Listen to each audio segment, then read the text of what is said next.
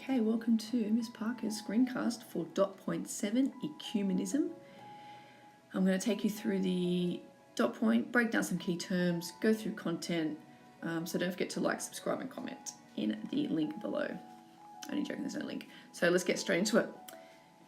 We have described the impact of Christian ecumenical movements in Australia with reference to the National Council of Churches in Australia, NCCA, and the New South Wales Ecumenical Council.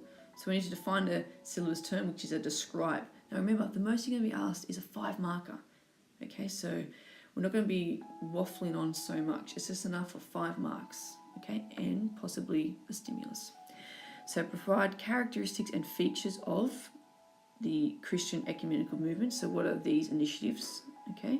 But before we do that, we need to define ecumenism.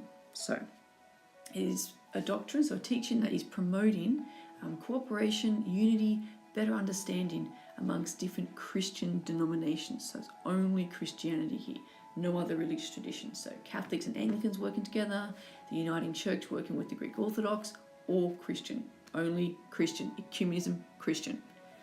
Okay, so ecumenical movement, a series of events or actions that have occurred over a period of time, okay, that have influenced Australia. So these initiatives have been going on since, World War II, okay, most recently the bigger ones from 1977 onwards, we'll get to that.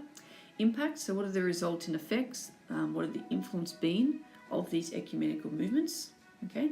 Now, they have to say they're positive, okay, if they weren't positive, we wouldn't be studying them. So we want to say that they have been extremely positive and successful in various ways. National Council of Churches in Australia. Now, you don't need to go into too much detail here. You can say it's established in 1994, 18 member churches.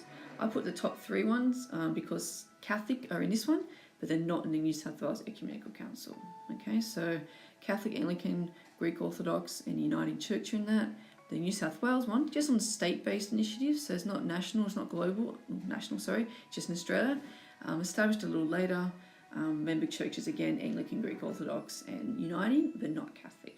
Okay, however, both these councils commit themselves to strengthening, deepening that relationship with one another so that they can work together on projects, whether that be lobbying governments or just catering to the needs of the wider community. So very important. Okay, so here we have an example here. We've got Pope Francis, looks a bit confused, but he loves ecumenism too. So I guess in a nutshell, we need to describe how these ecumenical movements in Australia have had a significantly positive impact on Australian Christian churches and their influence in the wider community. So we must reference the NCCA and the New South Wales Ecumenical Council, but we'll do that through our initiatives and examples. Okay, so the first one is really, first initiative and impact is the formation of the Uniting Church of Australia in 1977. Okay, so that was where literally most Methodists, a slightly smaller number of Congregationalists, and some Presbyterians, so MCP, Methodist Congregationalist Presbyterians, my crazy priest, they literally united to form this denomination. Okay, so the impact of this was really, it acted as a catalyst, so it's sort of like a trigger for future ecumenical collaboration in Australia. So that was a very big one. Next one, so we want to look at some of the National Council of Churches in Australia. So this is their logo here. And they've got various initiatives that they have currently going.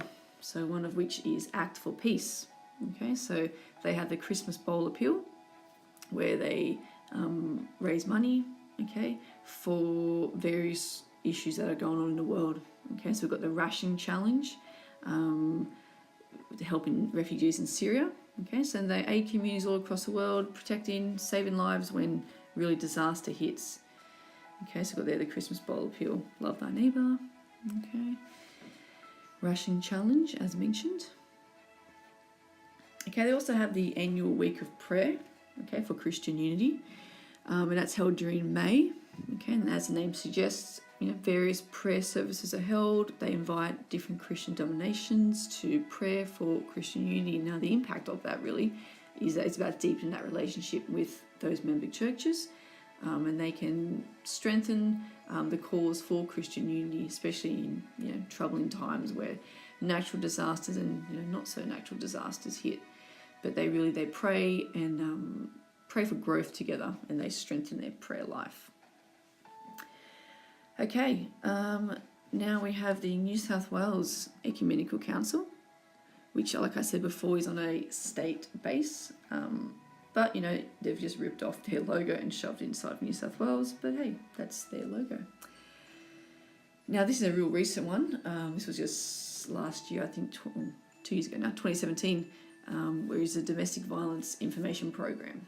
So really encourage church leaders to have better guidance about how to respond to family violence in their community. So if a community member is coming to a priest or a pastor for help, that they've got that extra level of support that they can go to, not just the police.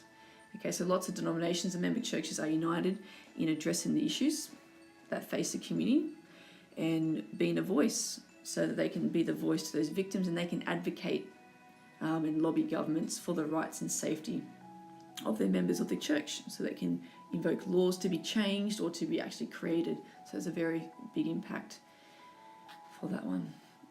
Another impact of ecumenism has been it's eased sectarian attitudes among Christian denominations. So not to be confused with secularism. Sectarianism is basically where these denominations strictly adhered to their teachings and whatnot, but there was also a bit of tension and bad animosity amongst some denominations, in particular Catholics and Anglicans.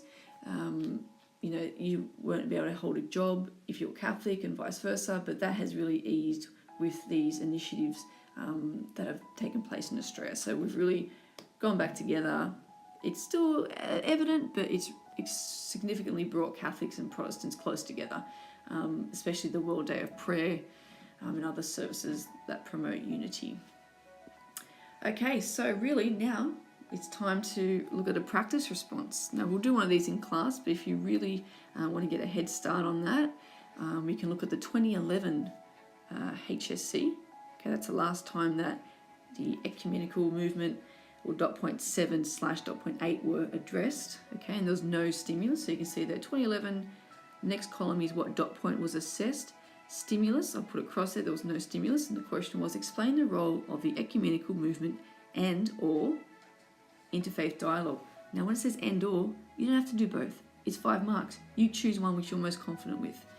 As a religious response to growing secularism, including examples in your answer. So really we've got a bit of .7, 8 and really .6 as well, 6, 7, 8. That was a challenging question, which was why there was no stimulus.